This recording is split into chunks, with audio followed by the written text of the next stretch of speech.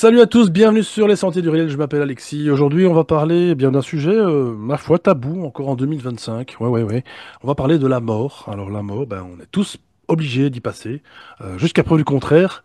Même que, alors c'est vrai qu'il y a des organismes, visiblement, qui arrivent à sauter cette loi de la mort, hein. Bon, ça, c'est pas le sujet aujourd'hui. Des micro-organismes qu'on aurait retrouvés éventuellement. Et aujourd'hui, on va parler donc effectivement de ce sujet. Alors c'est un sujet, oui, à la fois tabou, mais à la fois, je pense que en parler, eh bien, c'est d'une certaine manière l'exorciser.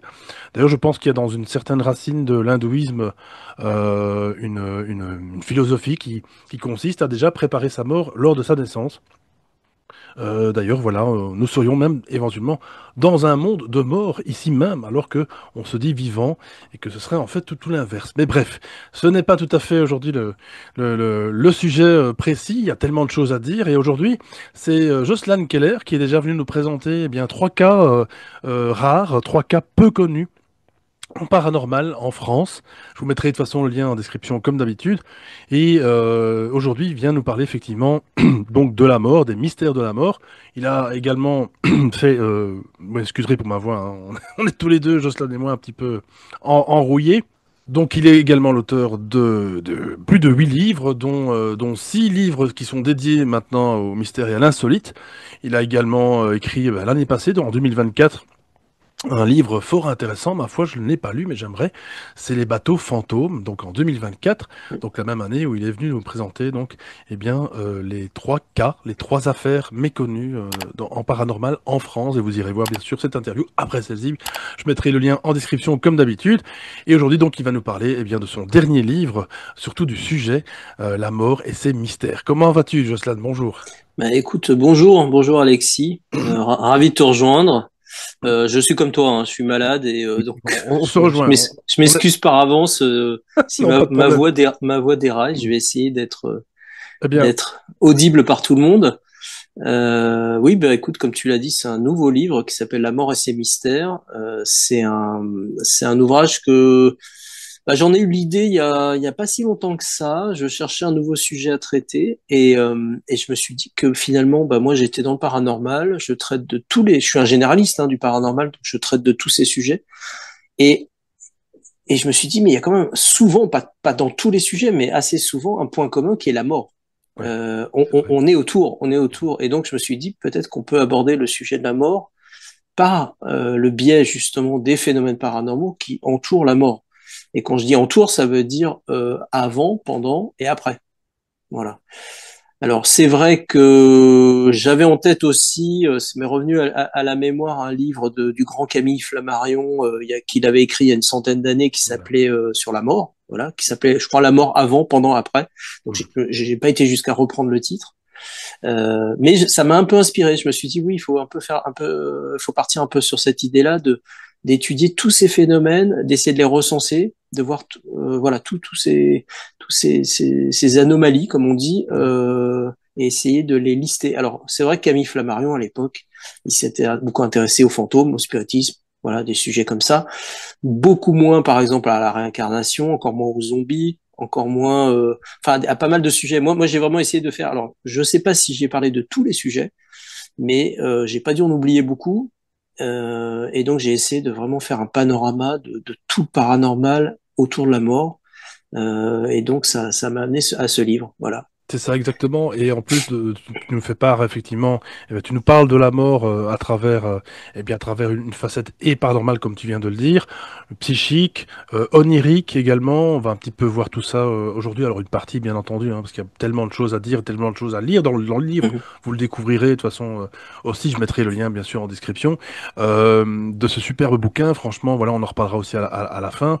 Et d'ailleurs, je vous mettrai, je vous parlerai aussi d'un phénomène que j'ai vécu moi dans ma vie, mais je vous le dirai à la fin, comme ça, on garde un petit peu le meilleur pour la fin. Oui, dis-moi, dis-moi, Jocelyn.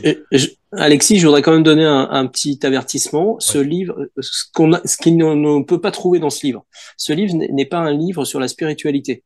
d'accord, ouais. C'est vrai que j'ai eu assez vite un questionnement sur comment j'allais aborder la mort et comment j'allais aborder le fait que la mort c'est aussi un sujet philosophique et Oui, religieux.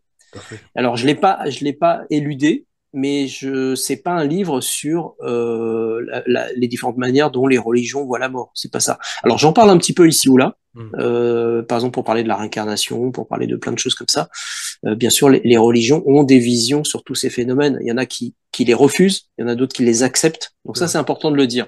Il faut. Après, voilà, moi je respecte les convictions de chacun. Il y a des gens qui croient qu'il y a quelque chose après la mort, il y a des gens qui croient qu'il y a rien. Oui. Et il fallait que je respecte un peu tout le monde Mm. et un peu voilà penser de chacun sans heurter les convictions de chacun. Donc Exactement. c'était l'exercice. Donc c'est pas un livre donc sur la spiritualité, c'est pas un livre non plus sur le deuil. Je parle pas de ce Mm. sujet-là. Il y a d'autres livres qui sont très bien là-dessus, mais c'est pas mon truc. Mm. Moi, c'est vraiment, je l'aborde avec sur ces phénomènes qui sont des anomalies, avec un regard, alors pas, on va pas être scientifique parce que je suis pas non plus un scientifique, mais avec un regard assez rigoureux en essayant de savoir aujourd'hui, là en 2025, qu'est-ce qu'on sait sur tous ces phénomènes. Donc je suis allé un petit peu voir à droite, à gauche, tout ce qui s'est écrit et j'essaie de faire une synthèse pour expliquer de quoi il s'agit. Ouais, et c'est pour ça que moi j'adore ce genre d'ouvrage parce que ça reste quand même complet. Je pense qu'on peut y trouver des réponses, il y a peut-être des choses avec lesquelles on va pas forcément Bien raisonner, sûr, j'espère. mais voilà. Mais il y a aussi des sujets, je trouve qui apportent. Moi, en tout cas, j'ai encore appris eh bien des choses. On va un petit peu en parler. J'ai quand même encore appris des choses malgré toutes les vidéos qu'on a déjà faites sur les sentiers du réel. Et malgré tout, ben voilà. Il y a encore des choses qu'on découvre et c'est ça qui est magique, c'est ça qui est super J'ai appris beaucoup de choses en écrivant ce livre, hein, en faisant toute une série de documentation. J'ai fait pas mal de découvertes, pas mal de choses que j'ignorais totalement, et magnifique. ça m'a permis d'ailleurs de remettre en perspective certains sujets. Voilà. Oui, oui, Euh, oui, de toute façon, encore une fois, on sait pas tout, hein. De toute on façon, sait pas personne ne sait tout, on tout. sait pas tout. Je pense qu'on n'est pas autorisé à savoir non plus, mais d'une certaine manière, hein, spirituelle, je veux dire. Mais c'est surtout que, voilà, je dirais que des questions apportent des réponses et des réponses peuvent apporter des questions, forcément, ça on le sait. Mais c'est Hmm. surtout qu'on peut y faire des liens aussi avec notre vécu, avec ce qu'on a déjà vu, entendu, Oui, oui, oui. Je lu. pense que Et ce sont des, ça, je suis archi d'accord. C'est ouais, vraiment un sujet, la mort, qui est très, très personnel. oui, très, On a très chacun intime. notre propre rapport Oui, au sujet. Et notre rapport au sujet n'est pas celui du voisin non. ou de quelqu'un de la famille, même de la famille ou même de quelqu'un ou Ouais, son ouais, conjoint, c'est très différent. oui. Et là, bon, bah, j'espère avec un peu de chance que les gens qui liront le livre, au moins, auront une vision peut-être un peu nouvelle Oui, du je sujet, en pense. se disant tiens, je l'avais pas vu comme ça ou j'avais pas intégré cette dimension-là. Je Voilà. pense que c'est très Mm. intéressant Mm. et c'est surtout que voilà, c'est un livre qui va s'adresser de toute façon à tout le monde, je pense. Alors ceux qui Oui, sont oui, oui. complètement Oui. enfermés, peut-être pas, hein, ça, passez votre chemin, mais vraiment les personnes qui ont une petite once d'ouverture là-dessus, qui se posent des questions, vraiment foncez dessus, c'est pas pour faire du rush dans la Mhm. promo ni rien, c'est vraiment que c'est un livre qui, je pense, peut vous apporter en tout cas une ou plusieurs réponses, peut-être pas toutes comme on le sait, et c'est Non, ce que non, je viens de non, dire, non, je sais pas. en toute humilité, Jocelyn, bien entendu. Ouais, j'ai pas la prétention. Moi, c'est plus, en fait, j'ai envie de créer du questionnement chez les Oui. gens. Voilà. Ils se disent, ah mais il y a tout ça, ah mais il y a tous ces phénomènes, il y a tous ces. Effectivement, la mort, c'est sans doute beaucoup, beaucoup plus compliqué qu'on ne le Ouais, croit. ouais, Alors, parce que- en même temps, c'est le grand mystère. Hein, on ne sait pas. Il y a aujourd'hui personne, à part, bon, bien sûr, il y a des croyances, il y a des gens qui ont des convictions, mais scientifiquement, on ne sait pas du tout ce qu'il y a après la mort, et donc on est obligé justement d'avoir recours à la croyance pour se dire, bon, Voilà. espérer avoir un espoir qui est quelque chose de sympa après. Donc moi, c'est cette approche-là, c'est une approche très, Ouais. alors pas sceptique. On ne peut pas être sceptique face à la mort, c'est pas Non. possible. La mort, on sait que ça existe, on va tous être confrontés. Ouais. Il y a un tabou, il y a un tabou autour de ça. Ouais, Alors ouais. tu l'as dit au début, hein, il y a un tabou en Occident. Oui, Il y en a surtout. beaucoup moins dans d'autres civilisations, dans d'autres cultures. En Asie, en Afrique, on est beaucoup plus ouvert sur la mort. On vit avec la mort de manière plus quotidienne. Nous, on est de plus en plus, on l'a vu avec le Covid, Mm, tu vois, où les gens qui mouraient, bah, bon, après, il y avait le fait qu'on pouvait pas aller les voir et tout, mais mm. tout ça, ça a été caché. Aujourd'hui, la mort en Occident, elle se cache. Elle se cache quand les Ouais, gens meurent. Voilà, il y a de moins en moins de cérémonies funéraires. ouais, c'est Il y a ça. on se fait crématiser, enfin, etc. Il y a plein de choses comme ça. Je ne rentre pas dans le détail, Mm. mais qui font que la mort est un sujet qu'on repousse, alors qu'on Ouais. devrait, au contraire, essayer de D'accueillir. l'aborder, Oui. de se dire, bon, de toute façon, c'est une Non. fatalité, Hmm. ça va arriver, donc essayons de l'aborder de la meilleure façon qui soit. Voilà, la Hmm. plus légère possible. Et comme les Mexicains C'est font, aussi, par exemple, c'est une fête, hein, le jour de la mort. D'ailleurs, oui, à l'heure où on tourne, on est à un mois de la Toussaint. Donc, si vous découvrez cette émission, eh bien, le jour de la c'est ça. Toussaint, Hmm. eh bien, voilà, bienvenue sur la chaîne et bienvenue sur cette émission, en tout cas, qui, j'espère, eh bien, vous apportera un petit peu de réconfort, en tout cas de la manière la plus humble possible. Alors c'est ce que tu disais, effectivement, bah, ça c'était un constat qui, pour ma part, est d'un triste au possible avant de commencer cette émission. Bah, c'est qu'en Occident, effectivement, on est seul et on meurt seul, en somme. Quelque part, quand je dis on est seul, alors c'est pas vrai, puisqu'il y a quand même en général les sages-femmes qui sont là pour vous accueillir, etc. Si ça se fait à l'hôpital, si ça se fait à la maison, voilà, c'est la famille et machin. Mais il y a quand même, c'est quand même toujours quelque chose, surtout la mort, elle est souvent, voilà, je trouve qu'il y a, comme tu dis, plus ce rituel, plus cette, Je peux te donner un exemple, par exemple, les veillées funéraires qu'on a oui, tous vues dans des films ou dans des romans dans les siècles précédents. Aujourd'hui, il y en a plus. mm, Il y en a plus voilà, les veillées funéraires. Il n'y a plus avec la personne décédée qui reste là et tout le monde passe la nuit avec au moins une voilà. fois. Enfin, alors si dans certains villages ou certaines traditions, mais c'est quelque chose qui se perd complètement. Enfin, c'est un exemple, hein, mais il y en a plein Non, comme non, c'est ça. un exemple. Mm, Merci de le dire parce que c'est mm. vrai. C'est même ça, c'est tabou en fait. En gros, voilà, puis surtout qu'il y a quand même beaucoup de gens qui décèdent à l'hôpital, donc c'est un peu compliqué de dire, bah, écoutez, je vais ramener Ouais, finalement en plus. le défunt chez Mm, moi, puis je mm. vous le ramène C'est vrai, dans c'est trois vrai, c'est jours. vrai, c'est vrai. C'est pas terrible, Mm, quoi. mm, mm, mm. Donc, mais voilà, effectivement. Donc, c'est un sujet, messieurs, dames, on va aborder, ben, écoutez, avec une légèreté comme d'habitude. Vous le savez, sur les sentiers On du va réel, essayer. on va essayer. Mais oui, voilà, c'est malgré tout, il y a quand même des choses belles aussi, il faut le dire. Malgré tout, malgré un sujet qui peut paraître sombre et voilà, une finalité, mais qui n'en est pas vraiment une. On va le voir. D'ailleurs, dans un instant. Et on va commencer bien notamment avec un sujet qu'on a déjà traité sur la chaîne quelques fois, avec plusieurs intervenants. Il s'agit donc des EMI, hein, les fameuses NDE. On va plutôt parler donc d'un cas relativement heureux ici. Alors quand je dis heureux, vous allez voir que c'est pas tout à fait le cas, mais vous allez comprendre dans la finalité. C'est le fameux cas de Noélie, hein, qui a fait une chute de cheval assez grave. Est-ce que tu veux un petit peu nous en parler, Jocelyn? Oui, bah, je peux en parler. Alors juste dire d'abord, avant de parler de l'histoire de Noélie, c'est là on est dans ce que j'appelle dans le livre moi la mort en vue, c'est-à-dire tous les phénomènes Oui, qui sont avant la mort. Voilà. Donc il y en a plusieurs, hein. Alors il y a bien sûr les expériences de mort imminente, ça c'est le phénomène auquel tout le monde pense, mais il y a aussi les gens qui voient les morts, il y voilà. a aussi les rêves prémonitoires de mort. Hmm. Voilà, tous ces trucs-là qui interviennent bien avant. Ouais. C'est ça. Ça, on va en parler tout de Alors, suite. Oui. ouais. Alors pour les expériences de mort imminente, moi je suis allé. Alors j'ai pas la prétention d'expliquer ce que c'est. Il y Mhm. a encore un mystère autour de ça. J'ai un peu passé en revue tous les sujets qui avaient été, comment dire, tous les scientifiques qui avaient abordé le sujet. Euh, et puis j'ai essayé un peu de synthétiser tout ça de manière assez simple pour que tout le monde comprenne parce que c'est très vite complexe. Et donc, effectivement, on a quelques histoires assez intéressantes autour des expériences de mort imminente. Pardon. Celle de Noélie, elle est intéressante parce que alors, Noélie, je la connais parce que je la rencontre souvent dans les salons du paranormal. D'accord. Et c'est une jeune femme très sympa qui a fait de l'équitation depuis son plus jeune âge Oui. et qui un jour a eu un accident de cheval. Le cheval, alors je rentre pas dans les détails, mais le cheval lui est retombé dessus et elle s'est pas rendu compte tout de suite qu'elle était mal et donc on l'a emmenée à l'hôpital et à l'hôpital, c'est à l'hôpital où sa situation s'est dégradée et elle a fait une attaque cardiaque. Voilà. Et donc elle s'est retrouvée carrément en état de mort. Alors c'est pas cérébral, hein, c'est clinique. Mhm. J'expliquerai après la différence. En état de mort clinique Clinique. et elle a fait ce qui s'apparente à une expérience de mort imminente, c'est-à-dire qu'en fait elle s'est vue partir dans une sorte de grande lumière et elle s'est retrouvée. Alors c'est assez étrange parce qu'elle s'est retrouvée face à des sortes d'êtres de lumière mal identifiés. C'était pas forcément des gens, des proches ou quoi que ce soit, des proches disparus qui lui ont dit qu'il fallait faire un choix en fait et ils lui montraient en fait deux possibilités. Et si elle revenait sur Terre, comme ça qu'on va dire, elle allait changer de vie et elle allait se mettre au service de pas mal de choses. Et c'est ce qu'elle a choisi de faire. Et elle est revenue et là depuis après alors je sais pas très bien, je me rappelle plus très bien ce qu'elle voulait faire à l'époque, mais elle s'est vraiment consacrée Ouais.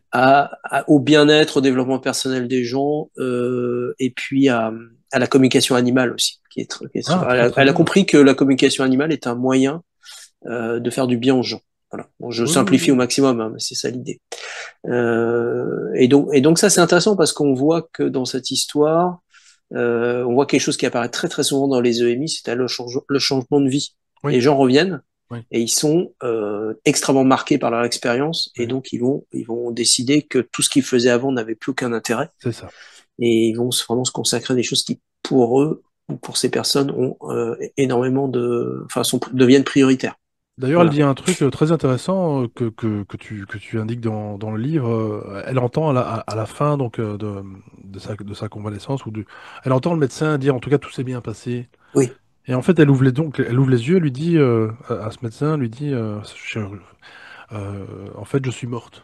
Et donc le médecin là, il se décompose. C'est intéressant parce que là, je sais pas l'interprétation qu'elle elle en fait, mais j'ai trouvé ça intéressant dans le sens que elle est morte. En fait, elle est morte une fois.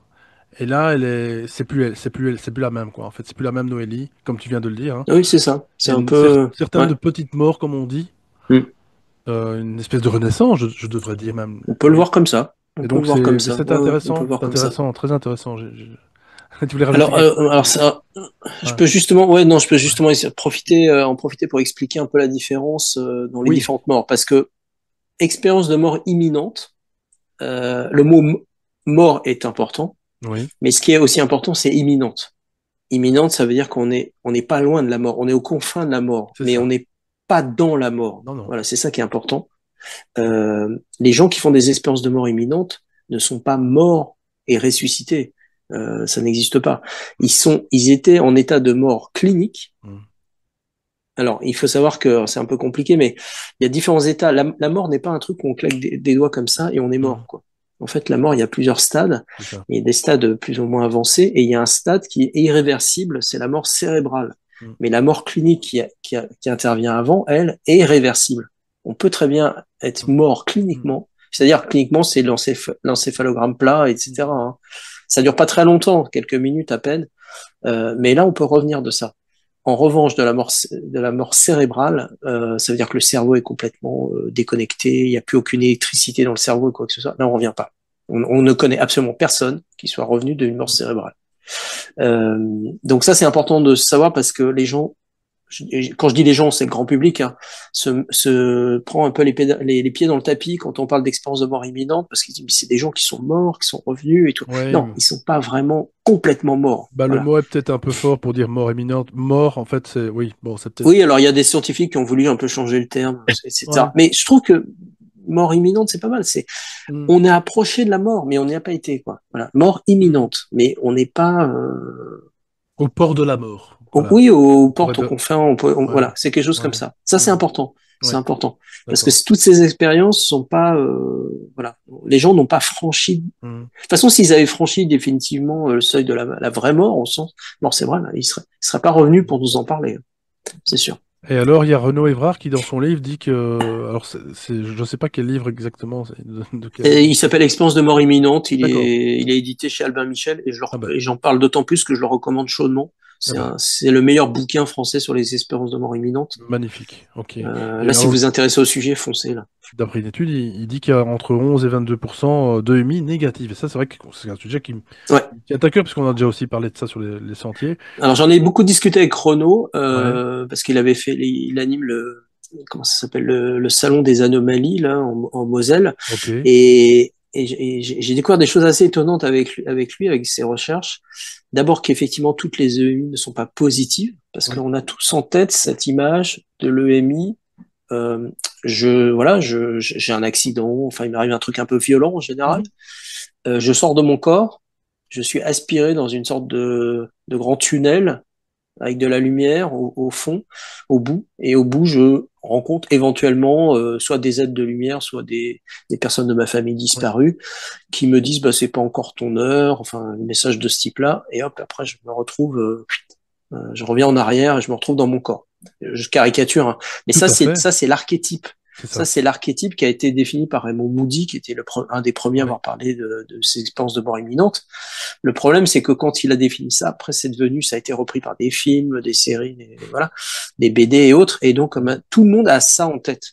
Tout le monde a cette idée, de ce que je viens de dire là, ouais, la décorporation. Ah oui, il y a aussi ce qu'on appelle la revue de vie. C'est-à-dire qu'en fait, en oui, accéléré, on voit toute sa vie. oui, Et puis après, voilà, le tunnel, les figures de exact. lumière et tout. Bon, faut savoir que c'est un tiers à peine, un tiers des expériences de mort imminente où il y Ouais. a ce scénario-là. Ça veut dire qu'il y a deux tiers des EMI où il n'y a pas ce scénario. Les gens vivent autre chose. Ils vivent plein de trucs, mais pas ça. Voilà. Donc ça c'est intéressant. Et puis dans le tas, effectivement, il y a une petite partie de gens qui vivent des expériences très négatives. C'est-à-dire que Ouais. eux, au lieu d'aller dans la lumière qui est très chaude, très apaisante, etc., ils se retrouvent au contraire dans une sorte de désert. C'est tout gris, tout blanc, tout vide, et ils ont une impression d'oppression et de silence et de C'est néant tout absolu. à fait ça, c'est Ouais, tout à ouais. fait ça. Ouais. Donc c'est bien sûr pour ces personnes-là. Alors, ça serait hyper réducteur et hyper facile de dire ah bah les autres ils ont été vers le paradis, les autres là ils À étaient dans les l'enfer, ouais. antichambres de l'enfer ou des choses Ouais. comme ça. Hmm. Non, c'est pas aussi simple que ça. Non. C'est autre chose. Il faut aller chercher ailleurs ce type d'explication. Enfin si tant est qu'on puisse trouver une explication. Mhm. Mais je pense que c'est pas aussi simple que ça. Selon les quelques médiums que j'ai rencontrés, que j'ai eu à faire, en général, alors pour ceux pour les médiums qui donc conçoivent que cette partie-là existe, en tout cas a été rapportée par ces personnes, hein, qui quand même reviennent à la vie, encore une fois, pour nous l'expliquer, pour le témoigner. Ce sont des personnes qui sont bien souvent, qui sont passées par alors j'ai pas envie de dire le mot ici sur YouTube, mais qui sautent la vie, hein, voilà, pour dire autrement les choses, Mhm. qui sautent la vie, qui ont un accident, voilà, assez violent. Et puis, et voilà. Et comme tu dis, il y a tellement, encore une fois, il y a tellement de mystères autour de ça, mais souvent, voilà, ce sont des personnes quand même qui n'avaient pas forcément un train de vie, euh, disons, très positif, en tout cas très sain. Et voilà, bon, ça c'est ce que certains médiums m'ont rapporté dans leur vision aussi, hein, des choses. Voilà, c'est quelque chose qui de toute façon on peut en débattre et c'est très intéressant. Voilà, pourquoi pas faire un jour une émission là-dessus en live, voilà. Mais je pense que voilà, effectivement c'est très réducteur de dire enfer paradis. Voilà, à ce compte-là, il y a des serial killers qui se retrouvent au paradis et c'est un peu bizarre, hein. Voilà, donc c'est un peu une notion quand même qui est tendancieuse, mais qui existe quand même, et il faut quand même le dire que voilà, ces EMI négatives existent. Et encore une fois, il ne s'agit pas ici voilà, de faire peur aux personnes, hein, de toute façon. Non, non, non, pas du C'est ce tout, qu'on a déjà pas dit du tout. souvent sur la chaîne, c'est vivez votre vie la plus légère possible et en ayant le moins de bagages possible avant de repartir, quoi. C'est ça. Voilà, c'est ça.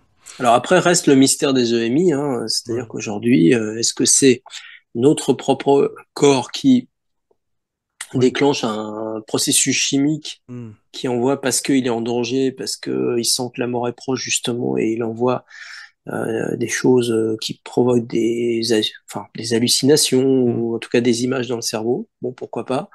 Est-ce que c'est justement la conscience qui se détache du corps à un moment et qui atteint un autre plan, Ouais. une autre dimension? Pourquoi pas aussi? Enfin bon, là, il y a plein de possibilités. Ou alors après, ça peut être aussi une explication plus religieuse, bien sûr.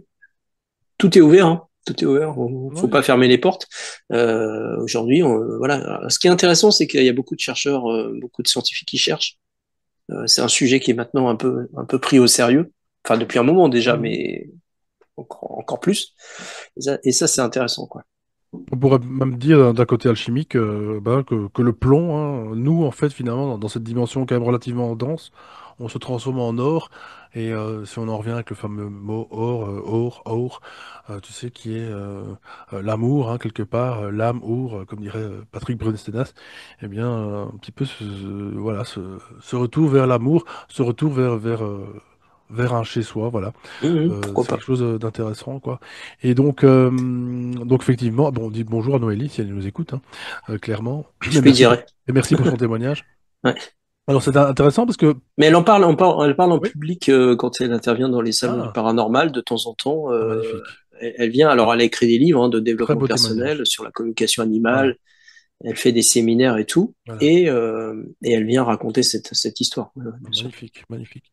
Et alors pour rester dans les EMI encore 2 secondes, c'est que c'est intéressant aussi dans le livre, tu indiques que les natifs, donc les Américains, hein, les Indiens d'Amérique, parlent de messages des dieux souvent, hein, pour parler des EMI. Hum Les Occidentaux parlent effectivement de lumière, bah, comme tu l'as évoqué. Les Indiens d'Inde, hein, par contre, parlent d'une rivière, ça j'adore cette vision. Et puis ouais, le ouais. Moyen-Orient parle de portes, c'est ce que je disais un petit peu aux portes finalement du... C'est ça. Nous on voit cette image de tunnel. Il faut savoir que dans d'autres cultures, alors les EMI, elles sont dans toutes les cultures, hein. Tout le monde, Oui, enfin, je veux dire, on a des récits d'EMI venant de partout. c'est universel. Simplement, les images, ou en tout cas l'archétype, est pas le même. Effectivement, des fois c'est une porte, des fois c'est une rivière, des fois c'est voilà, il y a d'autres choses. Culturellement, Autre chose. apparemment, c'est... eh ben, C'est ça. et Donc ça puis, veut dire, non mais ça veut dire que quelque part, la tradition et la culture ont oui, un rôle à jouer dans un cette histoire. intact. Ouais, Mhm. ouais, ouais, Mais ouais. ça reste quand même universel. Cela dit, voilà, Voilà. quelles que soient Mm. encore une fois les religions, la culture, etc., etc., ça reste quand même universel. Il y a en tout cas un après, ben, comme dirait Raymond Moody et comme dirait Ellen Weinbach, d'ailleurs un avant, hein, puisqu'il a fait un bouquin sur. Donc Raymond Moody, on le rappelle, a fait ce fameux livre La vie La, après la la- vie. après la vie. Ouais. Et Ellen Weinbach a fait La vie avant la vie. Donc en fait, voilà, dans une autre vision des choses. Alors effectivement, moi, il y a quelque chose qui m'intéresse énormément aussi dans le livre, eh ben, c'est le fait ben, on en parlait justement en off. Ça, c'est quelque chose voilà, que j'ai envie de souligner. Euh, les, les personnes ont parfois un regain de vitalité avant de décéder.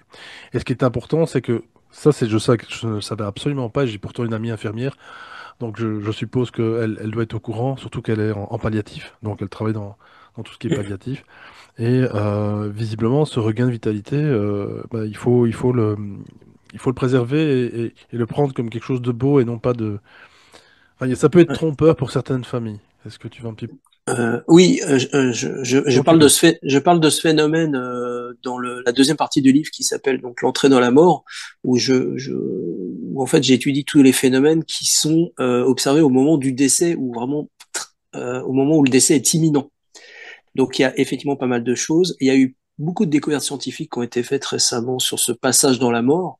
Moi, je dis dans le livre qu'on a fait plus de découvertes les 20 dernières années que les 200 ou 300 années précédentes sur vraiment le fait qu'est-ce que la mort, à quel moment on est mort, etc. C'est très important de savoir à quel moment on est mort, parce que le fait d'être mort, ça induit un certain nombre de conséquences, notamment pour bah, qu'est-ce qu'on fait du corps, enfin, etc. Les dons d'organes, enfin des choses, voilà, plein de choses comme ça. Donc c'est important de savoir à quel moment on est mort. Et on a découvert par exemple qu'il y avait une onde qui traversait tout le corps. Une onde, on appelle ça l'onde de la mort, qui commence au niveau du cerveau quelque part et qui très lentement traverse tout le corps au moment de la mort. Voilà. C'est des choses qui ont été découvertes complètement par accident, hein. On avait fait une IRM à quelqu'un qui avait fait une crise cardiaque, enfin pour autre chose. Non, on a fait une IRM à quelqu'un qui a eu une crise cardiaque et là on a découvert des trucs hallucinants, quoi. Bah, enfin bon, sinon oui. Alors donc je parle de tout ce qui est au bord de la mort. Je parle aussi des morts inexpliquées, Oui. les morts subites, les combustions spontanées. On y reviendra Oui, peut-être si tu veux aussi après. super ça, oui. Ça c'est un phénomène qui fascine tout le monde parce Ah qu'il oui, est oui, oui. assez, ça fait un peu film d'horreur. Ouais. Et le mystère des corps imputrescibles, Oui, qui relève un peu du surnaturel pour moi, mais que je trouve très très intéressant, oui. c'est qu'en fait quand on meurt, ben, normalement le corps doit se détériorer, s'altérer, Oui, puis au bout de pourrir, 24 heures, hein, ça littéralement. commence. Ouais, Ouais, ouais, ouais, ça commence assez vite. Et en Mhm. fait, chez certains, manifestement, ça se déclenche pas, ou en tout cas très très lentement. Ouais. Donc là, il y a un mystère. Alors pour revenir à ta question et au sujet, effectivement, ce dont tu parlais s'appelle la lucidité terminale, Oui. et c'est quelque chose qui est constaté depuis très longtemps, mais qui n'a jamais été étudié sérieusement, et ce Mhm. n'est que depuis très très récemment. que on se dit, enfin que certains, quand je dis certains, c'est des médecins, des chercheurs, des universitaires, hein, commencent à faire des thèses, enfin à faire des travaux de recherche sur ce phénomène. C'est un phénomène qui est complètement inexpliqué. Mm. C'est-à-dire qu'il va à l'encontre de tout ce qu'on sait. Donc il est vraiment, il choque les scientifiques, hein, puisque ça va à l'encontre des lois de la science et de la médecine.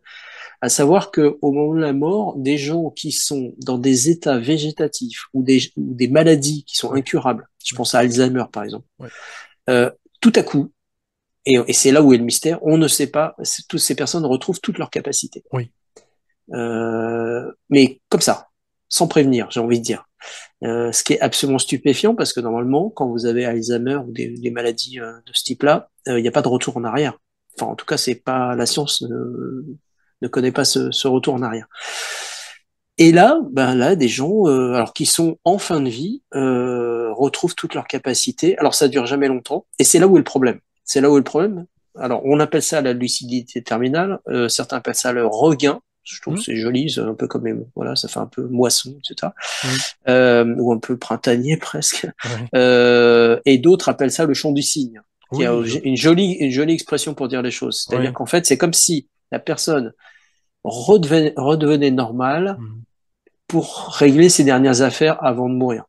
Le phénix, quoi, le phénix. Ouais, Voilà. exactement. En Ouais. fait, voilà, on revient, mais Mm. ça va être très, très éphémère. Oui, Très peu, voilà. Et c'est là où est le problème. Parce que pour les familles, les proches des gens en train de mourir, ils interprètent cette lucidité terminale comme une forme de rémission, en disant oh là là, miracle, alors, miracle entre guillemets, hein, bien sûr. La personne est en train va beaucoup mieux, elle est mm, peut-être guérie et tout va bien, quoi. mm, Et en fait, pas du tout, pas du tout. La lucidité terminale, c'est au contraire l'annonce de la fin. ouais. Alors aujourd'hui, le personnel soignant est assez formé à ça. J'ai interviewé pour le livre plusieurs personnes que j'ai croisées à droite à gauche qui travaillent dans des EHPAD, soins palliatifs, voilà, tous ces endroits-là, et qui m'ont toutes confirmé que ça existait, qu'elles ont assisté à des trucs incroyables et que ça durait jamais longtemps. Et leur rôle était d'informer les familles, leur dire attention, attention, ne croyez pas que la personne est guérie ou qu'elle va beaucoup mieux. Au contraire, c'est plutôt, on veut pas vous gâcher on veut pas vous gâcher entre guillemets la fête, hein, c'est pas ça, mais c'est plutôt une annonce de fin. Et c'est ce qui arrive. Ce qui arrive, c'est-à-dire que dans les heures ou le jour qui suivent, la Mm, personne en question ouais. décède. Voilà. Et ça, moi je trouve ça absolument fascinant Oui, parce que la science n'a pas d'explication, aucune explication. Comment on peut retrouver ses capacités alors qu'on les a perdues définitivement? ouais. On a vu des gens qui avaient Alzheimer ou qui n'avaient pas parlé depuis 30 ou 40 ans, Oui, ah oui. qui se remettaient à chanter ou à parler comme nous sommes en train de le faire en ce moment. Enfin, mais ça dure pas longtemps. Et donc ils parlent avec leurs proches, ils disent deux trois trucs. Enfin, et puis après c'est fini quoi. Est-ce C'est assez stupéfiant, ouais. que vous aimez cette vidéo? Alors n'hésitez pas à liker celle-ci et cliquer sur le bouton Boost, et encore une fois en dessous, afin de faire remonter sa visibilité. Vous pouvez également soutenir la chaîne des Sentiers du Réel en devenant membre soutien. Merci et bon visionnage. Et ce qui est très beau aussi, c'est que dans le livre, tu dis justement que voilà, ce moment-là doit être, comme tu dis, si le personnel est formé à ça, parce que bon, c'est pas le cas tout le temps, malheureusement, si le personnel peut, hospitalier, donc peut prévenir les personnes, la famille, ou les amis, peu importe, de ce phénomène, ça permet aussi de ne pas donner de faux espoirs, Non, mais au exactement. contraire, de profiter du Ouais, moment euh, présent. présent, aussi court soit-il, pour vivre, ouais, j'en pleurais bien, mais pour vivre vraiment les instants les plus beaux avant le départ. Et je trouve ça tellement, enfin, à la fois c'est poétique, et à la fois c'est, non, Ouais. non, c'est vraiment quelque chose que je considère beaucoup. Moi, j'ai appris ça par ma maman qui disait toujours que ça existait, quand j'étais adolescent, je pense, ou même un peu, peut-être même un peu plus jeune. Puisque bon, voilà, la mort c'est quelque chose qui m'intéresse bizarrement. Alors d'une certaine manière, je suis toujours un petit peu amené disons, à rôder un peu autour de ça. Voilà, je suis pas ça dans Scorpion pour rien. C'est ce qu'on dit en off. Et comprendront ceux qui comprendront. Mais effectivement, même dans des films français, hein, dans des comédies, ça s'est déjà vu, il y a des, enfin français ou autres, hein, ce regain de vitalité, je l'ai déjà vu dans des films, voilà. Et encore une fois, d'un côté humoristique, d'un côté, Charlie Chaplin, rien que ça, tiens, dans le Charlot qu'il était les courts-métrages en noir et blanc, on se rappelle tous de, par exemple, une scène où il se fait taper dessus avec un marteau, et puis bon, il tombe, et puis bon, là, il tombe, on pourrait dire, dans une sorte de coma, mais enfin, tout d'un coup, il se redresse, et puis, avant de nouveau de s'écrouler, quoi. Ça, c'est un C'est un simple peu ça, exemple, c'est un peu ça. c'est un peu le simple exemple, et ça nous fait tous rire, en fait. Ça nous fait tous rire, et pourtant, ce phénomène existe. Ouais, Et ouais. c'est un phénomène vraiment à prendre en considération, et je trouve, encore une fois, qui est beau, qui est précieux. Voilà, c'est ça que je voulais dire. Mm. Donc Ouais. voilà, ça c'était, je Ouais. voulais absolument en parler parce Ah, que merci, merci. il est très très peu traité dans les Ah oui. livres. Ah oui. Alors si, il y a des scientifiques, hein, et comme je l'ai dit, il y a des gens très érudits qui écrivent Mhm. dessus, Oui, il y a oui. des thèses sur le sujet, mais dans le grand public, c'est très peu Non. répandu. Mhm. Alors que quand on discute avec des gens qui travaillent dans les milieux où il y a des gens en fin de vie, Oui. ils parlent tous de ça. Ah bah, Ils parlent tous de ça. Mm. magnifique. Magnifique, ça Voilà. c'est déjà bon, Donc ça, il fallait vraiment que j'en parle et que ça me oui, paraissait vraiment primordial. nécessaire de Ouais, ouais. l'évoquer ouais, dans la mort en vue. Mm, mm, Ah non, ça c'est. Merci beaucoup. Ça m'a vraiment, voilà, ça m'a vraiment touché, ça, ce passage-là, parce que. mm. Alors effectivement, on le sait. Ça c'est un sujet qui m'a beaucoup intéressé dans ton livre aussi, notamment les visions de fin de vie. Ouais. Donc tu l'as évoqué là rapidement. Moi je dirais, on sait que les jumeaux, hein, les vrais, hein, ceux issus de la même monosodique, comme on dit, oui, donc issus du même œuf, on pourrait dire ça comme ça, même si c'est pas un œuf. Ouais, on va dire ça On va comme le ça. Ouais. pris ça comme ça. On le sait, même si c'est des jumeaux qui ne se connaissent pas, qui ne se sont pas connus, hein, il y a eu des cas nombreux comme ça. Voilà. Ils ressentent eh bien, ce que leur frère ou leur sœur jumelle à distance Mm. ressentent, hein, même si c'est par exemple une mort ou une blessure ou peu importe, ou un bonheur également. Hein.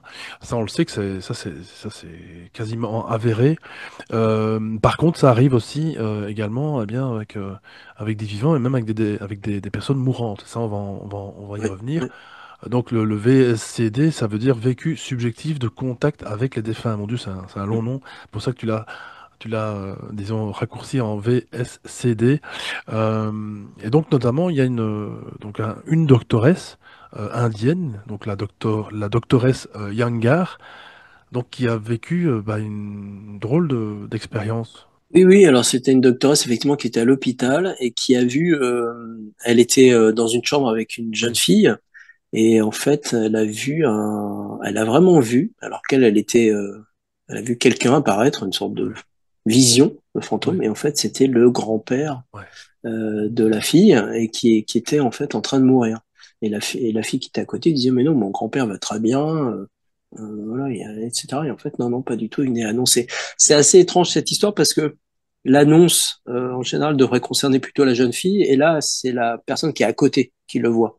Donc c'est assez rare ce genre d'histoire Et où c'est quelqu'un d'autre qui sert de... le grand-père disait d'aller la voir, d'aller la visiter, hein, c'est ça. Ouais, Hein. c'est ça. Et la fille, d'abord, la petite fille, elle disait, ben non, il va bien, machin, et Ouais, c'est ça. Mm. en fait, il était décédé, quoi. Ouais, exactement.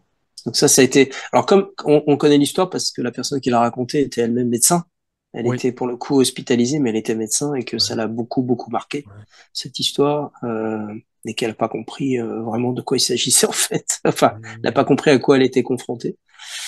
Mais ça, c'est effectivement des visions. Alors ça, c'est une vision de fin de vie, mais où on voit la fin de vie de quelqu'un d'autre. Mais les vrais, enfin, ce que moi j'appelle vision de fin de vie, surtout dans le livre, c'est des visions de gens qui sont eux-mêmes en train de mourir Voilà. et qui disent, ah ben, je vois des anges, je vois des personnes décédées, Ouais. et qui discutent, qui ont l'air de discuter avec Ouais. elles. Ou, voilà. Alors les gens disent oui, ça peut ressembler à des hallucinations, Mmh. etc., etc. Mais bon. Après, il y a quand même des choses qui sont assez troublantes dans ce qui est raconté. Euh, c'est souvent dans 72 heures avant le décès. Ouais. Et les gens qui racontent ça n'ont pas de fièvre, n'ont pas de troubles psychiatriques, ils n'ont pas été sous traitement Mmh. médicamenteux. Voilà, rien de tout ça. Hein, ils sont parfaite connaissance, parfaite. Ils sont assez lucides. Donc voilà, Voilà. c'est ça. Et d'ailleurs, il semblerait que la probabilité d'avoir une vision de cette sorte soit d'autant plus grande que la lucidité de la personne est importante. Oui, Donc ça aussi, c'est assez étonnant. oui, Donc ils vont voir, et c'est donc toutes ces histoires de gens donc on voit qui sourient dans le vide ou qui oui, parlent ou qui oui, marmonnent des trucs comme s'ils parlaient à quelqu'un oui.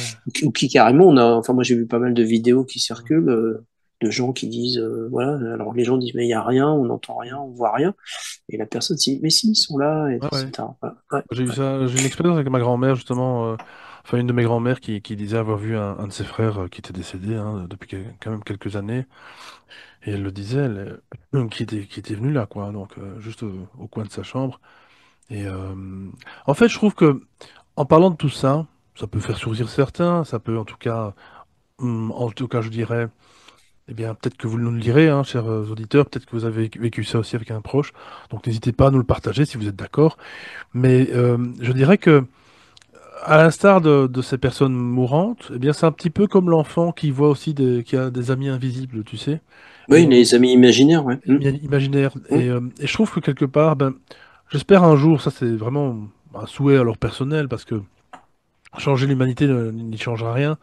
C'est l'humanité qui doit se changer et pas quelqu'un qui doit changer l'humanité. Mais c'est le fait d'établir une nouvelle forme bah, je dirais ouais, de casser les tabous et de se dire que ok, ces personnes ont vu des personnes, des membres de la famille, leurs parents, peu importe, qui que ce soit, ou même des personnes qu'elles ne connaissent pas, et ne plus de devoir faire comme justement avec les enfants, dire ouais mais tout ça c'était pas l'hiver, machin. Non non, je trouve qu'il faut prendre ça en compte, et parce que ça nous arrivera peut-être un jour, on n'en sait rien, et de se dire que voilà, ben, le jour où où on les Et une verra. chose qui est importante aussi, Ouais.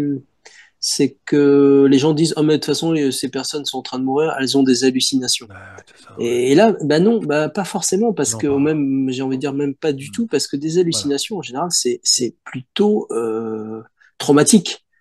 Les hallucinations, ça ressemble un peu souvent à des cauchemars. Oui, Et donc, ça marque les gens. Là, les gens, ils ont l'air parfaitement heureux. Au contraire, ils sont très, très bien. Ils oui. sont très, très bien. Apaisé. Et d'autre part, les hallucinations, c'est souvent totalement incohérent. Enfin, je veux dire, ça n'a pas de ligne directrice. On voit des trucs délirants. Voilà.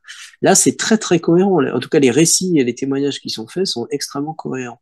Alors, est-ce que la question est de savoir, est-ce que c'est notre cerveau qui induit ça de manière et qui envoie comme une sorte de dernier message un peu pour accompagner la personne qui va mourir et lui Hmm. permettre de se sentir bien, ou alors est-ce que c'est vraiment une perception qui vient de l'au-delà ou vient d'ailleurs, d'autres choses, on va dire.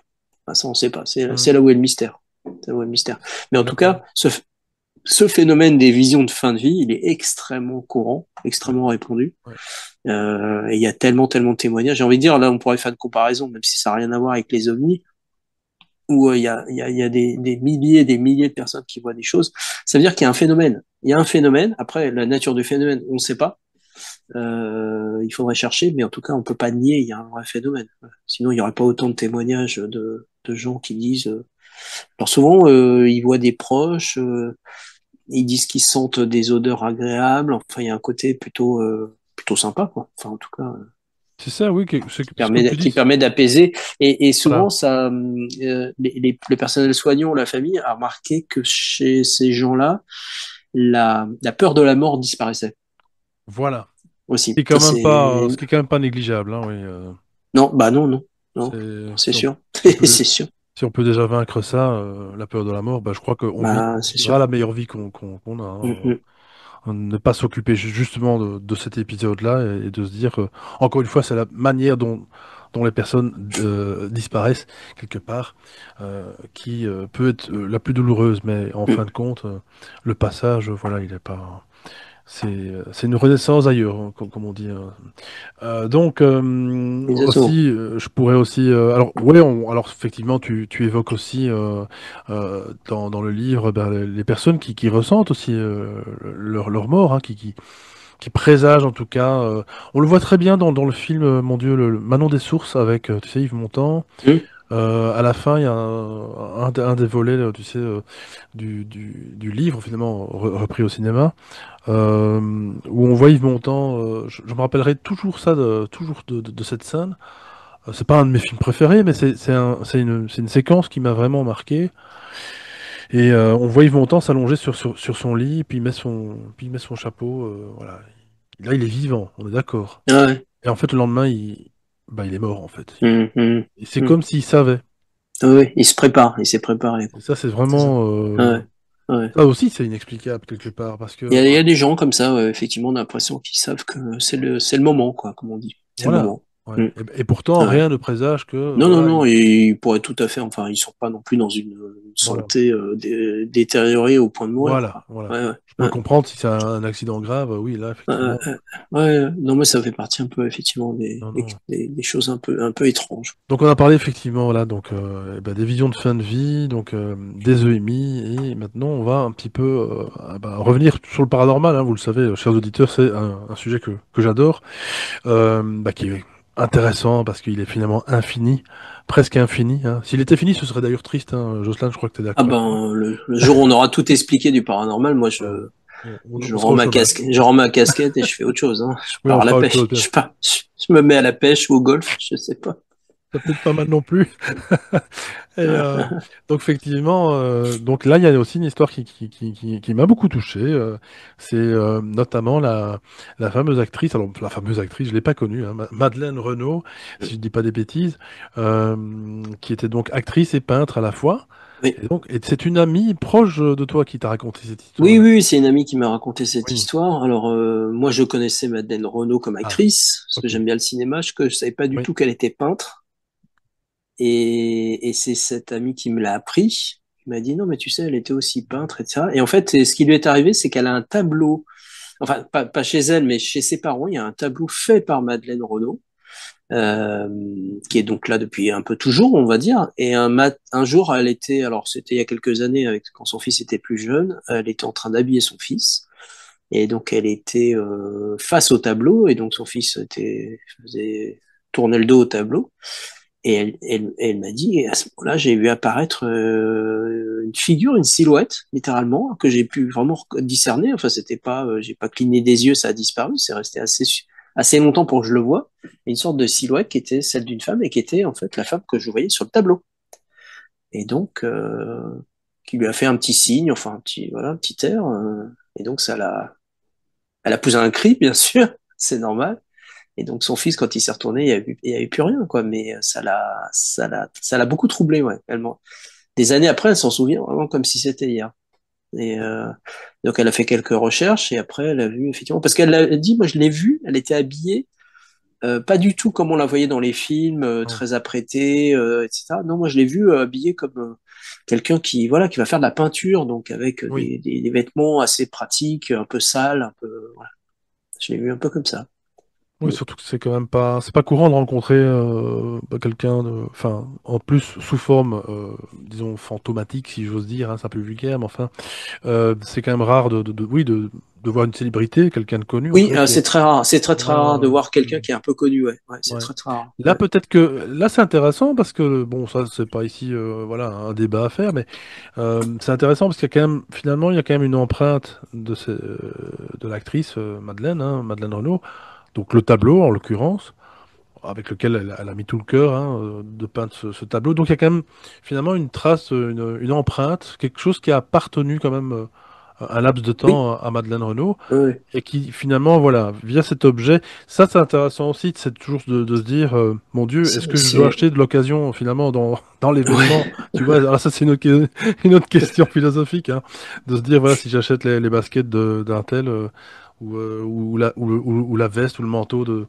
Est-ce d'un que mec j'achète pas la spécialisé. personne un peu avec, quoi? Ouais, Ouais, ouais. Ouais, ouais, ouais, non, mais bon. c'est- Bah, après, oui, oui, c'est toutes les histoires Voilà. qui tournent autour d'objets retrouvés dans les Oui. brocantes. Ouais, Voilà, un peu ouais, maudits, c'est un ça. peu étranges, et les gens Ouais. ressentent des choses, Des on va dire, bagues, des inhabituelles. bagues, des bijoux Oui, aussi. alors, il Ouais. y a des bagues, il y a des poupées, il y a plein de Ah, choses les comme poupées, ça, ouais. ouais. Ouais, ouais. Et Ouais, et là, bon, moi, je me prononce pas, hein, personne ne peut non, se non, non. prononcer, mais c'est vrai on a beaucoup d'histoires autour de ça, ouais. Ouais, il y a quand C'est même sûr. des choses Mm. qui sont. Mais là, j'aime bien, c'était une histoire parce que moi, je connais Ouais. vraiment personne qui ait vu des fantômes. Autant je suis très, autant le phénomène des poltergeists, qui n'a rien à voir avec la mort pour le coup, est très très documenté. Tiens, tu veux peut-être en jeter un On mot a des là-dessus? dizaines. Ouais, la différence avec un Non, mais juste poltergeist. dire que déjà les fantômes et les poltergeists, c'est pas la même chose. Ouais, c'est ça. Du tout. Ça, je le dis hein, dans le livre, je fais un Hmm, petit aparté là-dessus, oui, parce que je parle, moi, dans le livre, puisqu'on est dans la mort, je parle des fantômes. Les oui. fantômes sont vraiment liés à la mort, forcément. Pour croire d'ailleurs aux fantômes, il faut croire qu'il y a une vie après la mort. Hein. Si vous croyez pas qu'il y a une vie après la mort, vous pouvez pas croire aux fantômes, c'est pas C'est possible. compliqué, ouais. Mais les gens mélangent tout. En fait, quand je parle de poltergeist, assez souvent, les gens disent ah oui, c'est des fantômes. Non, non, ça n'a rien à voir. Rien à voir. D'un côté, on a des fantômes, donc qui sont des apparitions, le plus souvent d'esprits, mais le plus souvent de gens décédés qu'on revoit, voilà, de manière un peu fugace. Et les poltergeists, il y a assez rarement des apparitions, même très très peu. Souvent, Ouais, c'est surtout des manifestations, alors sonores, physiques, des objets qui valent dingue, des bruits, des coups dans les murs, des ampoules qui éclatent, des choses comme ça. On n'est pas du tout dans le même esprit. mhm. Et autant le fantôme est très rare, et moi je connaissais vraiment pas grand monde qui en a vu, on va dire. Autant les poltergeists, c'est quand même, on a énormément d'affaires très très documentées devant des dizaines de témoins Mhm. qui ont attesté que les choses se sont passées. Ce qui veut pas dire qu'on en sait plus. Hein. Aujourd'hui, les poltergeists, sincèrement, ça reste quand même un gros mystère sur Mhm. les mécanismes. Mais maintenant, on s'accorde un peu à dire que c'est plutôt notre psyché, c'est quelque chose chez nous qui Ouais. provoque ça. C'est l'humain qui provoque ça. Il n'y a pas de démon, de fantôme ou quoi que ce soit, ou d'esprit qui provoque les poltergeists. C'est vraiment une personne qui est présente dans les lieux où ça se passe et qui concentre tout Ouais. sur elle. Voilà, c'est la D'ailleurs, différence avec le fantôme ouais. qui est autre chose, quoi.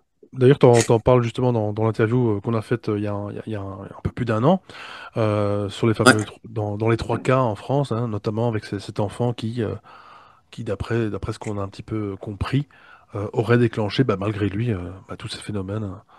Voilà. Vous irez Il y a voir cette souvent interview. ouais, ouais, dans les histoires de poltergeist, il y a souvent des jeunes, mais pas que, Ouais, pas non, pas que, toujours, pas parce que. que tout le Non, monde non. se dit, ouais, Hmm, ouais, il y a forcément, non, non, pas, hmm. j'ai beaucoup d'histoires d'adultes. Alors, ce sont souvent des jeunes adultes, hein. Je n'ai Oui, aucun, dans les dizaines et dizaines de cas de poltergeist que je connais, je ne connais aucune histoire avec des gens, qui ont plus de 35, 40 ans. Voilà. Au-dessus, manifestement, on n'y arrive plus à créer quoi que ce soit. tant mieux. Mais ouais, à la limite, tant mieux. Mais il y a pas que des adolescents. Non, non, Non, non, non. non. Non. Il y a aussi ça Hmm. et tout ça. Et par contre, alors du côté des fantômes, bon, là, on peut pas faire une conférence. Enfin, on peut passer des heures à parler des fantômes.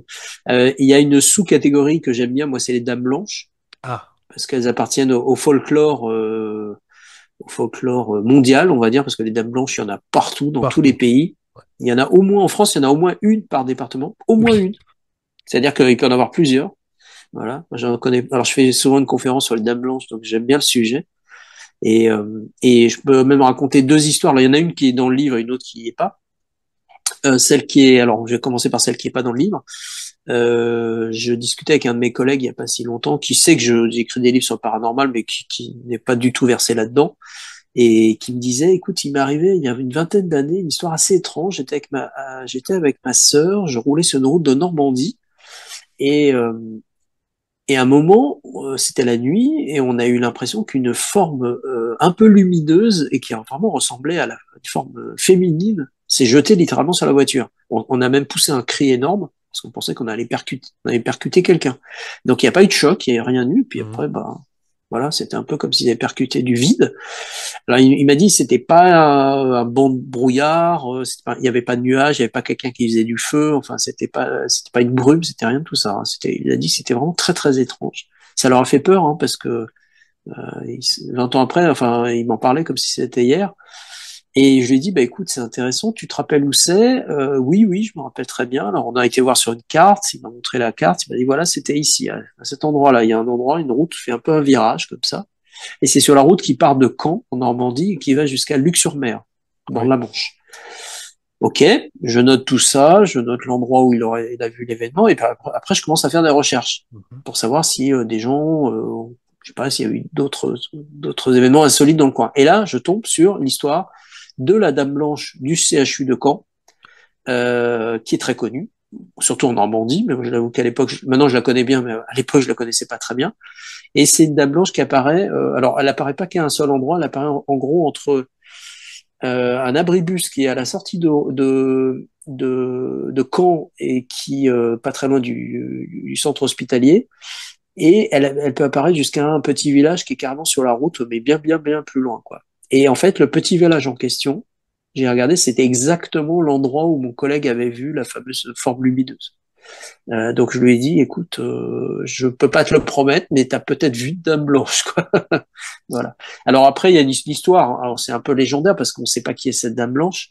Dans les Dames Blanches, parfois, on sait qui c'est. C'est-à-dire que Oui, on oui, sait qu'il y a une jeune femme qui a eu un accident de moto, de oui, voiture, qui est morte dans des conditions un peu violentes, oui. et on connaît parfois même son identité, et parfois pas du tout. Et parfois, c'est le cas du CHU de Caen. Voilà, il y a une Dame Blanche sur cette route, semble-t-il. Oui. Bon, bah, si vous passez par la Normandie, allez faire un tour, hein, peut-être la Et, nuit, soyez aux aguets, on sait et faites jamais. attention surtout à la route. Alors, il y a une légende hein, qui dit que normalement, Oui, les dames blanches, oui. quand on en voit une, il faut s'arrêter pour la prendre, parce que sinon, il nous arrive les plus gros malheurs après. Et après, le problème, c'est que ceux qui ont pris des dames blanches, on a quelques histoires, souvent, elles disparaissent dans un virage ou à un endroit dangereux, et puis tout le monde a peur. Voilà.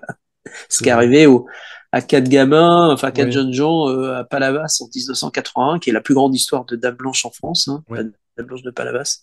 Elle est très étrange cette histoire parce qu'elle a été très enquêtée. Oui, Les jeunes ont quand même été voir les gendarmes et il y a des PV de gendarmerie, ce qui est rarissime hein, dans des oui, histoires de Dame Blanche. oui, oui.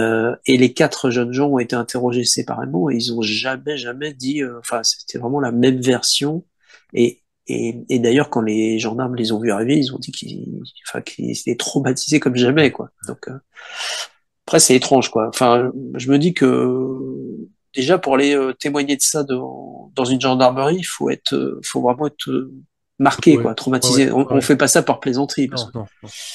je, enfin, je Non, pense que à peu près personne n'a envie d'aller plaisanter avec les flics, hein, non, non, non. non, non, ils ont vraiment eu très très peur. Et puis des gens que je connais qui ont pu échanger avec eux après ont dit que ils avaient été très très marqués par cette histoire. Voilà. Et alors j'ai une histoire aussi que je raconte dans le livre pour le coup. Alors moi, je vais Oui. quand même la raconter rapidement, mais vous aurez tous les détails dans le livre. C'est l'histoire de la Dame Blanche de Chapareillan. Chapareillan, c'est dans l'Isère. En gros, c'est entre Grenoble et Chambéry, on va dire. Et c'est une histoire qui moi me concerne un peu. Celle de mon collègue me concernait parce que c'est mon collègue, mais celle-ci me concerne encore plus parce que c'est l'histoire de la Dame Blanche qu'on me racontait quand j'étais ado. Et Oui. toute ma famille de Grenoble, dans les années 70, j'ai des souvenirs de ça, raconter cette histoire de Dame Blanche, un homme médecin qui roule sur cette route entre Grenoble et Champéry et qui prend en stop une jeune femme parce qu'il tombe des cordes. La femme est très habillée en blanc, elle est très pâle. C'est une jeune femme, hein, une jeune femme. Oui. Euh, et ils arrivent à un pont et au moment de passer le pont, elle pousse un cri en disant faites attention, faites attention. Et là, à la différence d'autres histoires, elle ne disparaît pas. Elle reste dans la voiture. Et donc le médecin conduit sa voiture, évite l'accident effectivement parce que l'endroit était très dangereux et, euh, et donc il décide de ramener la jeune femme à sa maison. Enfin en tout cas il lui demande où elle habite, elle donne une adresse, il Ah la ouais. dépose dans la maison. Comme il pleut, il lui prête son parapluie, elle rentre dans la maison et puis lui attend dehors parce qu'il pense qu'elle va revenir avec un deuxième parapluie et pour lui rendre son parapluie. Et sauf qu'elle revient pas. Et donc au bout d'un moment, il est un peu, voilà, il a envie de, il a envie de rentrer chez lui, donc il sort de la voiture, il va sonner à la porte, et là lui ouvre une dame qui lui dit qu'il n'y a pas de jeune fille dans cette maison, et donc, mais il dit mais si, je l'ai vu rentrer, et puis il la décrit, et là la dame devient toute blanche, que d'ailleurs comme une dame blanche, parce qu'en fait elle reconnaît sa fille, et sa fille elle est morte 3 ans avant, Oh la pauvre. voilà. Et donc en fait, elle lui montre une photo, elle lui dit oui c'est elle, mais c'est pas possible, elle est morte il y a 3 ans. Ouais, ouais, ouais. Voilà. Donc, c'est une belle histoire. Bon, après, ça s'apparente assez à une légende urbaine, mais c'est une belle histoire très, très, très typique des Dames Blanches de bord de route. Voilà. Type de fantôme assez classique. On a des Dames Blanches dans les châteaux aussi. Hein. Ça, j'en parle un petit peu aussi. En tout cas, c'est très intéressant. Et alors, en plus, il a perdu son parapluie, le monsieur. Donc, Il l'a jamais revu, non. c'est ça qui est même assez fou, c'est que le parapluie, physiquement, il a disparu. Enfin, bon, bref, c'est vraiment très, très, très, très étrange. Et alors, pendant que tu parles, il y a aussi alors, je sais pas si on peut considérer cela comme une dame blanche. C'est quand même un fantôme qui est réapparu. Tu sais, c'est dans un reportage qui date des début des années 2000. C'était je ne sais plus son nom, malheureusement, son prénom. À cette dame. Donc c'est une princesse, je crois, ou bref, une femme qui était emmurée en tout cas, quelqu'un de l'aristocratie, hein, quelqu'un, voilà, pas du tout lambda, qui était emmuré dans le château à l'époque. Et elle avait donc un animal de compagnie, donc une chouette. Je sais pas si ça te dit quelque chose, une chouette ou un hibou, non, plutôt une chouette, je dirais. Mhm.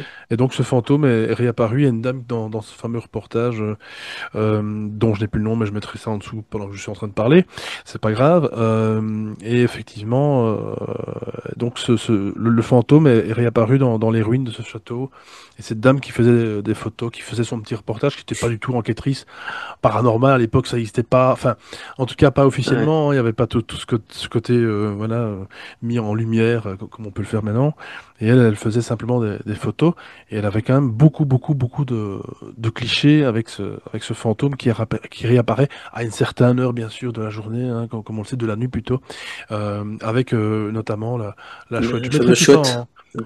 Ah, et c'est en France. Donc effectivement, la France, comme on D'accord. l'a compris, et ça, bah, c'est ce que tu es venu faire l'année passée, il y a énormément de phénomènes en France. Et donc toi, tu voulais aussi évoquer justement Ouais. un fantôme par rapport à des fantômes de château, justement, en fait. Oui, oui, bah les fantômes de château, Il y en a ils plein. ont toujours existé. Hein, Ouais, ça, voilà. ils ont précédé les Dames Blanches. En fait, c'est comment dirais c'est une variante moderne Oui, des bords de route oui, avec l'essor de la voiture, etc. En plus, elles ont un rôle de messagère, oui, les Dames Blanches de bord de route. Elles oui, viennent avertir d'un danger. ouais. Alors que les Dames Blanches des châteaux, elles viennent plutôt parler d'elles-mêmes, c'est-à-dire comment dirais-je, d'un sort tragique qui leur est tombé dessus. Elles ont souvent été assassinées, Voilà. maltraitées, voilà. Et donc elles veulent pas qu'on les oublie et elles viennent un petit peu. Alors soit elles viennent chercher vengeance de temps en temps, mais c'est surtout elles viennent en fait parler d'eux pour qu'on les oublie pas. Voilà. Donc il y a la Dame Blanche de Tressesson, par exemple, c'est dans le Morbihan en France, qui avait été enterrée vivante, elle, et qu'on a dit qui tournait autour du château de temps en temps. Il y a la fameuse Lucie au château de Vos, ça c'est en Auvergne. Très connu. Bon, après, c'est un peu discuté, hein, parce que, comme par hasard, le fantôme est apparu dans les années 80 quand il y Avec avait le baron, oui, un voilà. ouais, baron Tagorin Latour, là, Mm. qui était un peu, comment ça s'appelle, un peu original, quoi. Oui, original, c'est ça. Un peu Restez original, poli. comme, c'est un peu étrange parce que le village de Vos autour avait jamais entendu parler de fantôme avant son arrivée, et puis on n'a plus entendu grand chose après son départ non plus. Mm. Donc c'était un peu curieux, mais bon, il y a cette histoire-là. Et puis bon, un peu partout, hein, il y a plein de châteaux, mais Plein. il n'y a pas qu'en France, hein, on a ça Non. en Angleterre. Moi, j'étais en Angleterre, j'ai vu passer des photos sur certains châteaux qui étaient, je sais pas, troublantes, on va dire, on va dire. Voilà. On a Et beaucoup en puis même Angleterre. ailleurs, aux États-Unis, il y a plein de fantômes Ouais, ouais, aussi. ouais. Il y a des fantômes très connus. Moi, je parle dans le livre du fantôme d'Abraham Lincoln qu'on Mhm. voit très souvent à la Maison Blanche. C'est-à-dire que des invités prestigieux à la Maison Blanche ont dormi dans la chambre d'Abraham Lincoln et disent avoir vu son fantôme. C'est C'est ça. Winston Churchill. Hein. Winston Churchill sortait de son bain, il était à poil, hein, on va dire, avec son cigare, et il s'est retrouvé nez à nez avec le fantôme d'Abraham C'est Lincoln. ça. Et Mhm. donc, bon, Winston Churchill ayant beaucoup d'humour, il a dit, vous me prenez un peu au dépourvu, mais il a eu très peur. Enfin, il a dit qu'après, il a eu très peur. Il a demandé à dormir dans une autre chambre. Et tout. C'est assez, enfin, il y a plein d'histoires comme ça qui circulent, qui sont assez sympas sur les fantômes. C'est une très bonne transition que tu fais avec Abraham Lincoln, puisque bon, on connaît cette histoire un petit peu. En tout cas, si vous la connaissez pas, eh bien, allez lire le livre de Jocelyn, effectivement, où tu expliques qu'il a bah, finalement prémédité un peu sa mort, puisqu'il l'a vu en songe, en rêve. On Oui, ne sait en plus comment ça plus. allait se passer, hein. On connaît un peu tous la fin, en tout cas, bon, bref. Et c'est un petit peu ce pan là qui m'intéresse énormément, parce que les auditeurs qui me connaissent savent que je suis ô combien intéressé par les rêves, par les songes, par tous ces messages, par toute cette autre dimension finalement qu'on vit la nuit ou même lors d'une sieste, hein. Donc notamment il y a le fameux rêve de Mark Twain, hein, qui est donc l'auteur de Tom Sawyer entre autres, et qui donc vit son frère Henry Ouais, allongé dans un cercueil métallique. c'est ça. Et en fait, bah, c'est ce qui est arrivé en vrai. Voilà.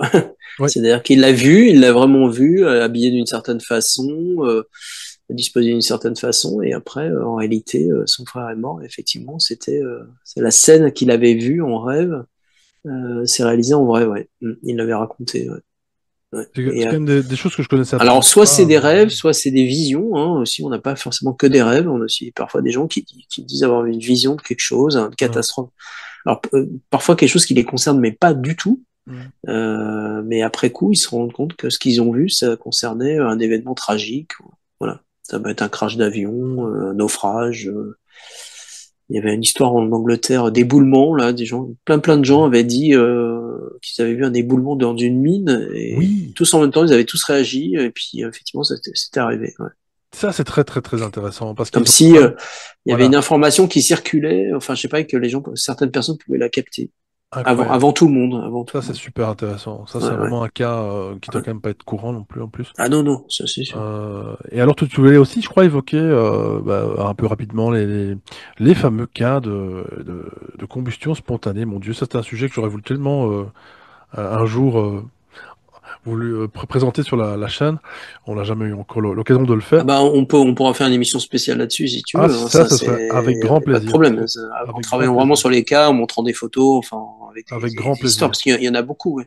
Il y a pas mal Avec, d'histoires qui sont bien documentées, que ce avec soit grand aux plaisir. États-Unis, en France, en Angleterre ou ailleurs. Voilà, voilà. Parce que c'est vrai que C'est c'est le pas mystère connu. des... Non, c'est pas très connu. Enfin, dans ce sens, enfin les gens un Bah, peu c'est initiés au connu du grand paranormal, public, mais il n'y a on a entendu pas. parler. Oui. Mais on n'en parle pas très souvent. On n'en Non. parle pas très souvent. Alors les cas sont aussi assez rares. Hein. Ça Mhm. arrive pas tous les quatre Non. matins, mais quand même, il y en a. Là, j'en recense pas mal dans le livre, et il y a quelques cas qui sont Mhm. assez stupéfiants. Et dans la plupart des cas, on retrouve le corps de la personne consumé, mais alors en partie, jamais entièrement. Donc il reste les jambes, les bras. Voilà, il peut rester quelque chose en tout cas. Et ce qui est le plus étonnant, c'est pas ça, c'est que tout autour, c'est à peu près intact. Et que normalement, si la personne avait brûlé, normalement autour d'elle, bah, ça devrait brûler aussi les meubles, le parquet, enfin je sais pas quoi. Et là non, ah, non. C'est comme si la personne s'était consumée de l'intérieur. Oui.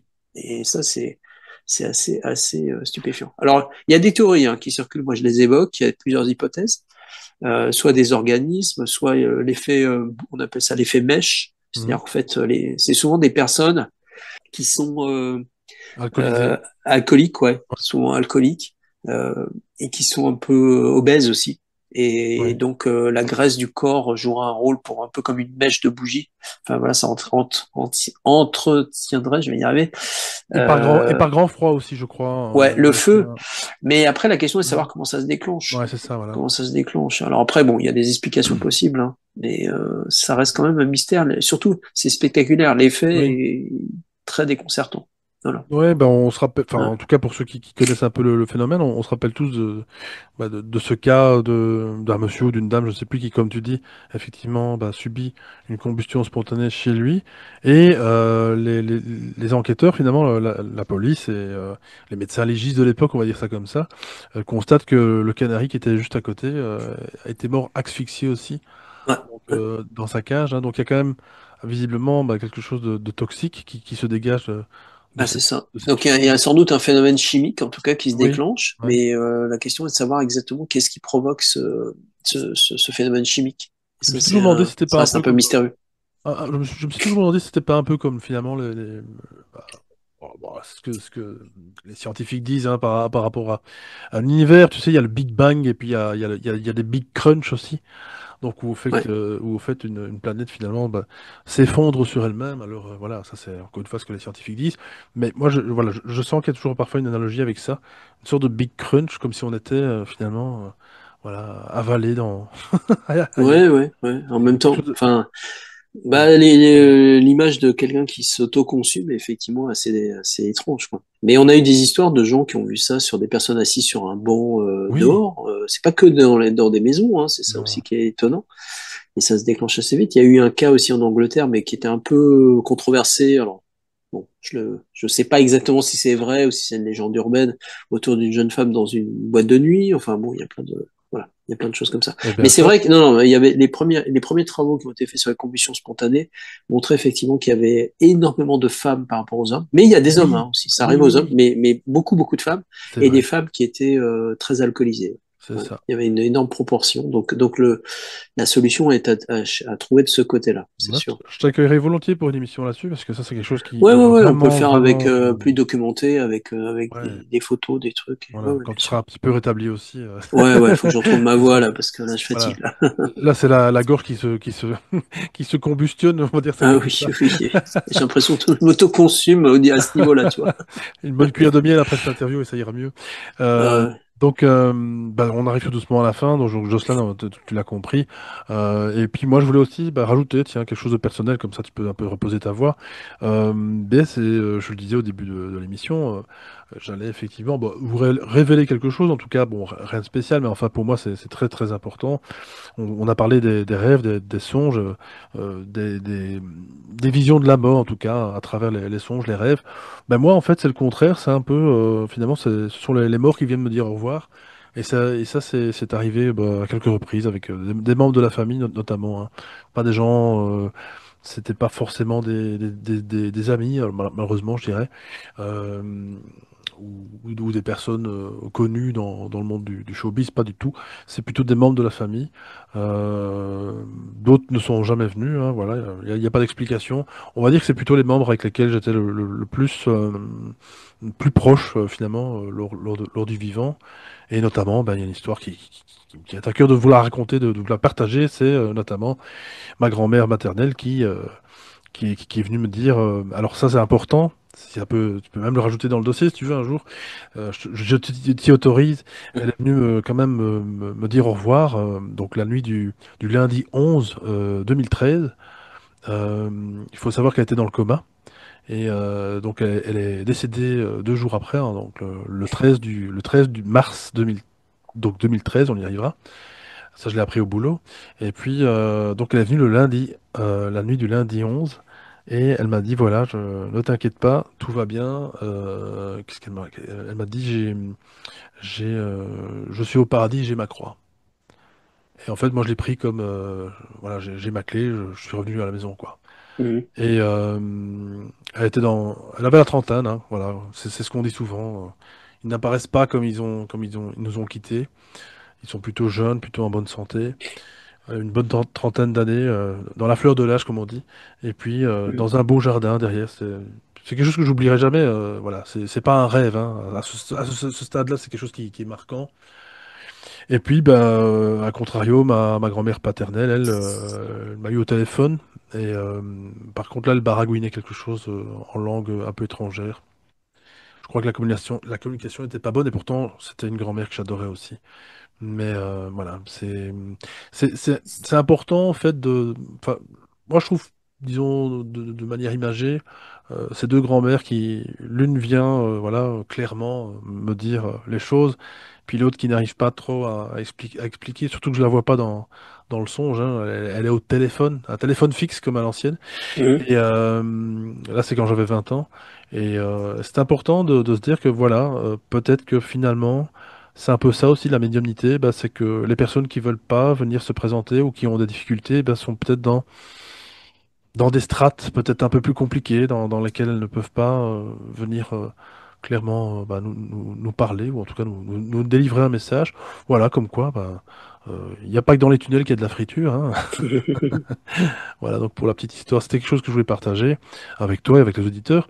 Et puis, donc, en tout cas, c'était vraiment, voilà, une superbe exposé, petite émission sympa, voilà, à la cool, à la fraîche, avec un livre qui traite, d'un sujet encore tabou en 2025.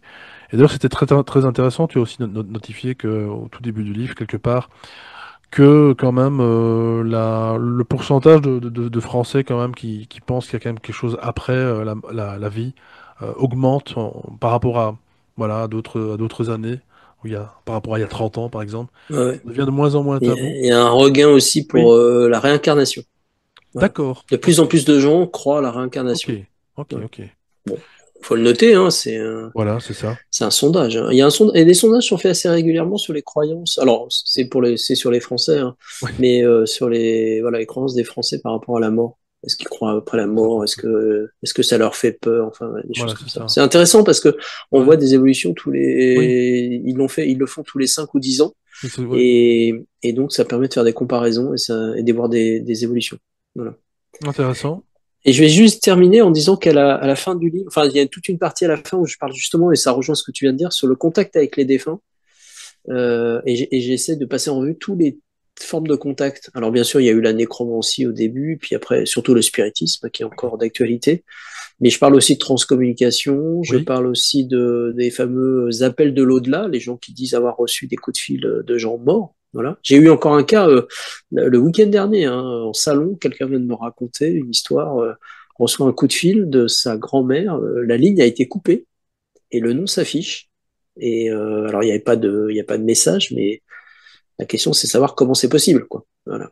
Oui, et ce n'est pas le seul, il y en a quelques-uns apparemment, et Oui, encore une oui, fois, dans le monde, hein, voilà, que ce soit en ah oui, oui, France, que ce oui. soit aux Non, non, mais il y a États-Unis. des cas. On a un spécialiste en France qui s'appelle Laurent Kasprowitz, Oui, oui, oui, qui a écrit un livre sur le sujet oui, oui, et qui s'intéresse vraiment à ça, c'est les coups ça. de fil de l'au-delà, là. Et c'est vrai Mhm. que c'est un sujet assez intriguant. Ouais. Ouais, qui a d'ailleurs une histoire avec son papa aussi, également.